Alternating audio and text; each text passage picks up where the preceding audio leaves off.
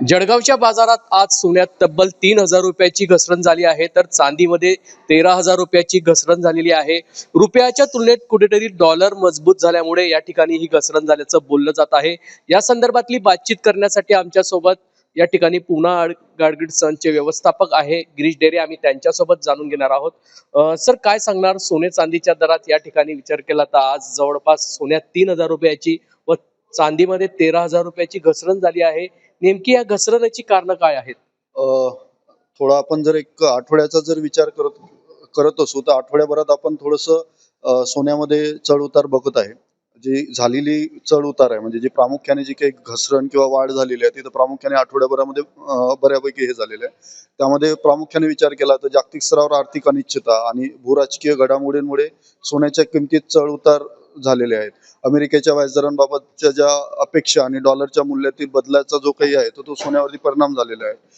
रुपयाच्या तुलनेत डॉलर मजबूत झाल्याने भारतातील जे सोने होतं त्याचं दर सुद्धा वाढले आणि परत आता कमी झालेले आहे.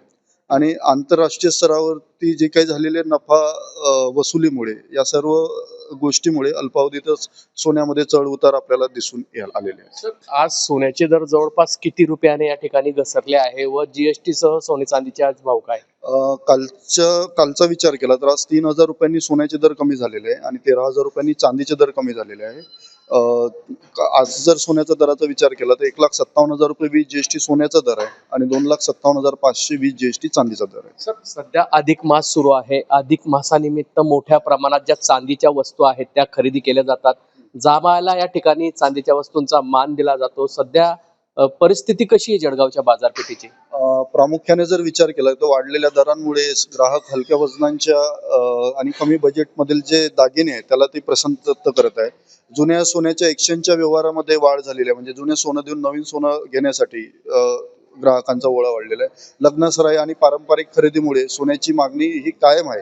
ग्राहक केवळ सोन्याच्या वजनापेक्षा डिझाईन आणि गुणवत्ता आणि बायबॅक सुविधांकडे अधिक लक्ष देत आहे. परतावा मिळतोय त्यांना सोने चांदीच्या दरात? नक्कीच पूर्वीचा विचार केला, आज विचार केला तर नक्कीच सोन्या चांदीने हे आपल्याला परतावा हा चांगला दिलेलाच आहे. सर, आगामी काळामध्ये या ठिकाणी सोने चांदीच्या दरात परिस्थिती कशी राहू शकते? सध्या विचार केला तर अमेरिका इराण जी युद्धजन्य परिस्थिती निर्माण झाली होती त्यामुळे सातत्याने सोने चांदीच्या दरात कुठेतरी घसरण बघायला मिळत होती. आता रुपयाच्या तुलनेत या ठिकाणी डॉलर अधिक मजबूत झालेला आहे, तर आगामी काळात काय परिस्थिती राहू शकते? नक्कीच सोन्या चांदीचे दर हे आपल्याला वाढलेले दिसेल. थोडंसं वेट अँड वॉचची भूमिका बघावं लागेल आणि कालांतरानं वर्षानुवर्षानं जर विचार केला सोन्या चांदीनी जे आधी रिटर्न दिलेले किंवा आतापर्यंत जे काही सोन्यानी रिटर्न दिलेले आहे, अधिक मासाचा विचार केला जसं आपण बोलला तर 3 वर्षापूर्वी अधिक मासामध्ये 70,000 रुपये दर होता चांदीचा. आज तोच 2,57,000 रुपये दर गेलेला आहे. नक्कीच सोन्या चांदीने रिटर्न आधी चांगले देतील, कालांतराने सुद्धा चांगले देतील. नक्कीच गुंतवणूकसाठी सोन्याकडे जर बघितलं तर सोन्याने आतापर्यंत चांगलाच परतावा या ठिकाणी ग्राहकांना दिलेला आहे. आगामी काळात सोने चांदीच्या दरात या ठिकाणी कुठेतरी वाढ होण्याची चिन्हे दिसत असल्याच्या भावना सोने तज्ञ गिरीश डेरे यांनी व्यक्त केलेल्या आहे. आज जळगावच्या बाजारात सोन्यात तब्बल 3,000 रुपयाची तर चांदीत जवळपास 13,000 रुपयाची घसरण या ठिकाणी झाली आहे. जुगल पाटील, जय महाराष्ट्र न्यूज, जळगाव.